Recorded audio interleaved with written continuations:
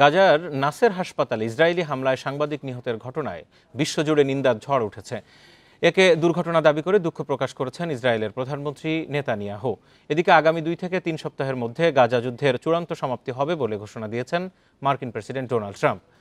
Gaza Israeli হামলায় একদিনে আরও অন্তত 61 ফিলিস্তিনি নিহত হয়েছে। হামাস নির্মূলের নামে 22 মাস ধরে গাজায় বেপরোয়া বর্বর হামলা চালাচ্ছে ইসরায়েল। হামলা থেকে বাদ পড়ছে না হাসপাতালও। সোমবার খান ইউনিসের নাসের হাসপাতালে 2 দফা হামলা চালিয়ে 5 সাংবাদিক সহ 20 জনের বেশি মানুষকে হত্যা করে ইসরায়েল। এই ঘটনার নিন্দা জানিয়েছে সৌদি আরব, মিশর, কানাডা সহ বিভিন্ন দেশ ও আন্তর্জাতিক সংস্থা। বৈশ্বিক নিন্দা ও চাপের মুখে নাসের হাসপাতালে আইডিএফের হামলাকে একটি মর্মান্তিক দুর্ঘটনা বলে দাবি করে গভীর দুঃখ প্রকাশ করেছেন ইসরায়েলের প্রধানমন্ত্রী বেনিয়ামিন নেতানিয়াহু। এক্স সামাজিক যোগাযোগ মাধ্যমে এক পোস্টে তিনি বলেন, হামাসকে পরাজিত করা এবং জিম্মিদের ফেরত আনাই তাদের লক্ষ্য। সাংবাদিক, স্বাস্থ্যকর্মী এবং বেসামরিক নাগরিকদের জীবনের মূল্যায়ন করে তেল আবিব।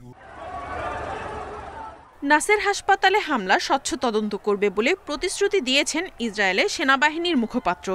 আইডিএফ ইচ্ছাকৃতভাবে বেসামরিক নাগরিকদের উপর হামলা চালায়নি বলেও দাবি করেন তিনি। এদিকে সোমবার ট্রাম্প বলেন, গাজায় প্রতিদিন অনেক মানুষ মারা যাচ্ছে, ক্ষুধাসহ নানা সমস্যা বাড়ছে সেখানে। তাই এই যুদ্ধ বন্ধে গুরুতর কূটনৈতিক প্রচেষ্টা চালানো হচ্ছে।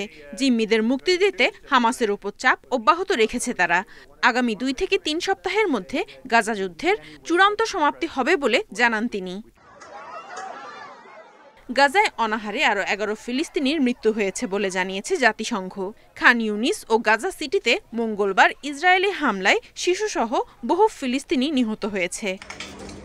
Nadia Tabassum, independent news.